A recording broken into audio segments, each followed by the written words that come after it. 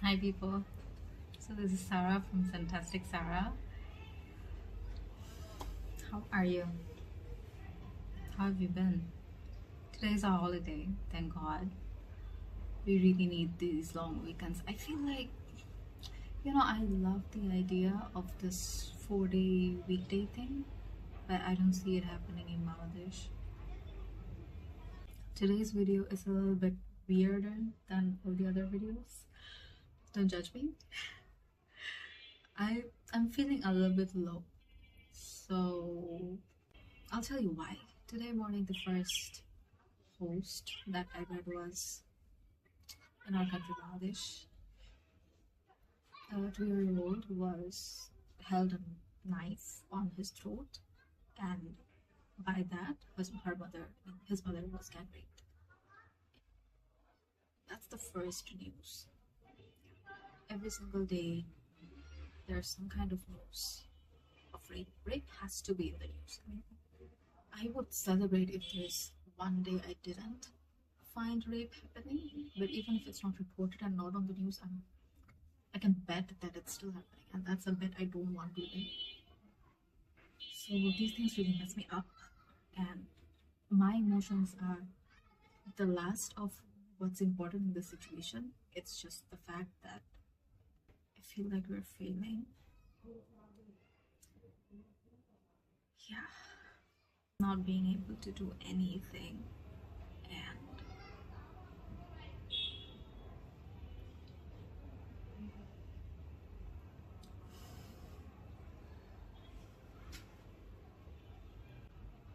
so anyway, I don't want to run your day, but I think we all need to accept reality and actually acknowledge it. I think we all need to have that courage. That's the first step towards actually bringing change. So yeah, so today's video is about when I feel low, what do I like? What's the scent I go for if I feel, but do I even go for a scent if I'm feeling low? Okay, so this is tricky. Sometimes I actually don't look for scents. I'm fine, because I'm not a person who looks forward to applying fragrance every single day. It really depends on my mood. Some days I'm just not wearing anything, good old shower, that's it. That's all I want. I don't want anything more. I don't know if you know this, but even applying fragrances very close to your nose adds some stress to your nose as well. So I'm trying to release and reduce stress as much as possible whenever it feels like it's on the verge of creating stress rather than me enjoying this. I stop. I draw the line. I learned about it just a few days ago, and I'm actually thinking, because I have this friend who uses fragrances when she's in her zen mode. We put fragrances when we go outside, when we want to celebrate, when we have an occasion, when we just when we actually have an occasion, or maybe not, or maybe you're just celebrating the existence of you. You do you. I'm not judging. I'm just giving you an example, what the majority does. She's such a sweetheart. She comes back home from everything else, gets fresh, cooks for herself, eats, and then when she is going to go to bed, she has her perfume. She has her own fragrance time that time. So that's only for her. She says that, Sarah, I love fragrances when I go to bed. It's like, it's for me, and I want to enjoy it. I don't want compliments. I don't want to impress people. I don't want it to declare something for me. I just want this experience to be mine, and I want to experience it fully. And I loved that. I really, really loved it. Now I need to break it to her that maybe doing this every single day is not a very good idea for her. I know she's as stressed as I am. We're two driven women who is stressed about the world and all that's happening, in the middle trying to find balance to ourselves as well. I'm not gonna bore you with all these things. So yeah, I just don't know how to break it to her, but I have to. God help me. Okay, back to the topic. So comfort scents. My first okay, first of all, I don't have a comfort perfume for days I'm feeling low. And when I mean feeling low, it doesn't have to be like a bad day or an angry day. Feeling low means feeling low. There's no other layers to it. It's just the day when you're not feeling your best, and it's okay. Not every day is meant to be great. This is not a rehearsal that you have to achieve perfection. This is life, and things can happen. It's okay. It's okay. You just take it, move on, move forward in life. To move forward in life, I have comforting scents. The first one is bathandbodyworks, 1,000 Wishes. 1,000 Wishes is so pretty. So the notes for this is pink prosecco, sparkling quince, crystal peonies, gilded amber, and amaretto creme. So what I find is the prosecco notes, it's a peony, but not in a very, not like a gardeny peony, not like a gardeny peony. It's really blended well with the creme note, and the amber is very smooth. It doesn't feel too harsh, because usually I like amber, but sometimes it can be a little bit too overpowering and heavy, and I don't want that. The comfort scent should be comfortable. It shouldn't be heavy. It should be light. So yeah, I love it. It's so comforting, and it's a very intimate scent. This will never project. I've never seen it project. But that's something, this has a story. I bought it first in a travel size. I wanted to use something light and easy, and at that time I didn't know. This was a blind buy for me, but for some reason I could guess that this is something I'd be able to wear. Thanks to YouTube videos, they've always been very helpful. So I took this as a travel size, and I loved it so much that immediately I wanted to order this one as soon as the sale came up, and thankfully it did. So I got this. I love it. I wear it to bed sometimes. It's a very sweet, beautiful scent. It has a touch of gourmand, but I'm not a gourmand girl. I don't like it. But it has a beautiful blend of the floral with the creme note, so it's not heavy on gourmands. It's not heavy on florals either. It's just a very smooth, cozy, comforting scent. The other one which I'm rocking nowadays is, I'm sure maybe if you've followed my stories or anything, you would see this, which is Pink Obsessed. This I've mentioned in my reels. This I have mentioned before the semi-annual sales to help people.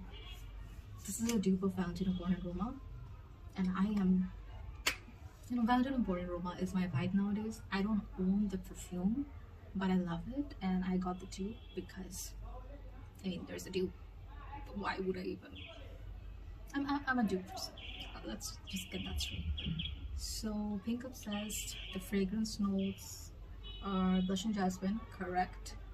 Cashmere praline, correct. I find the cashmere more rather than the praline.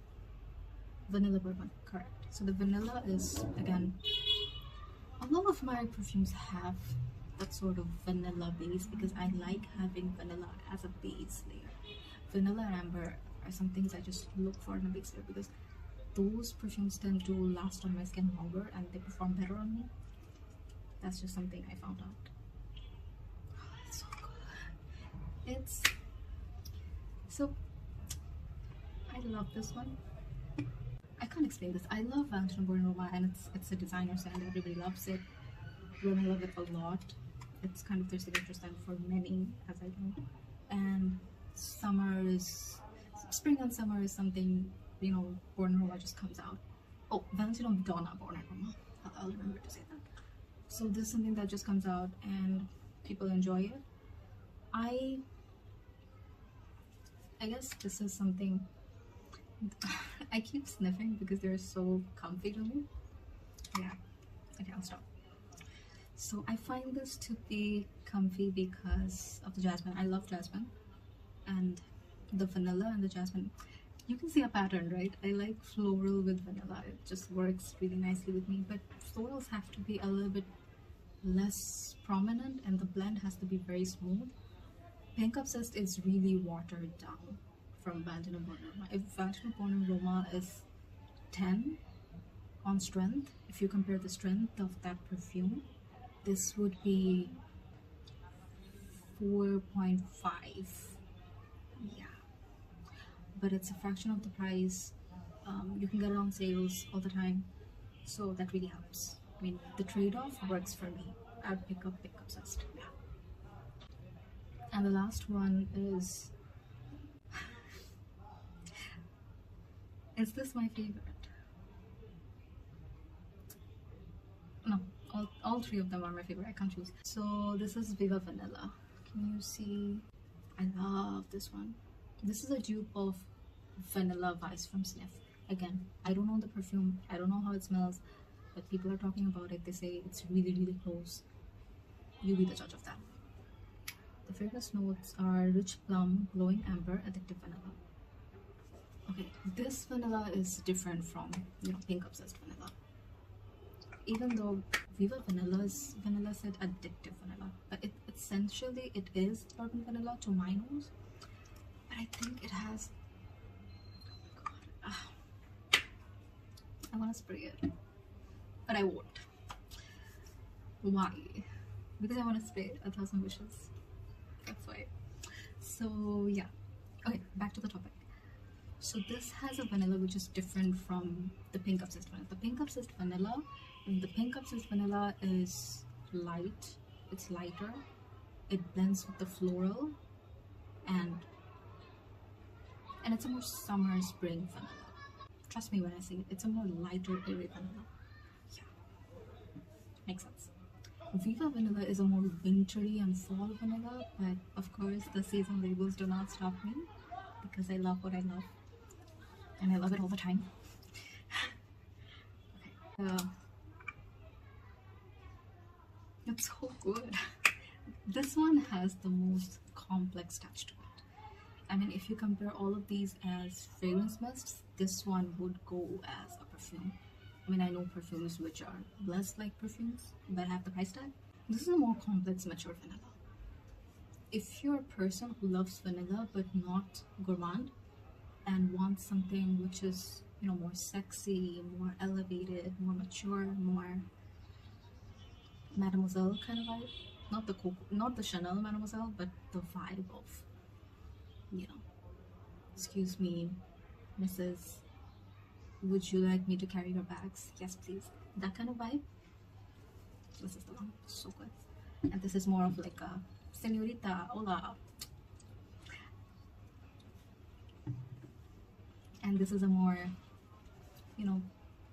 playing Mean Girls on TV and just having your favorite dark chocolate ice cream on the bed and maybe having this.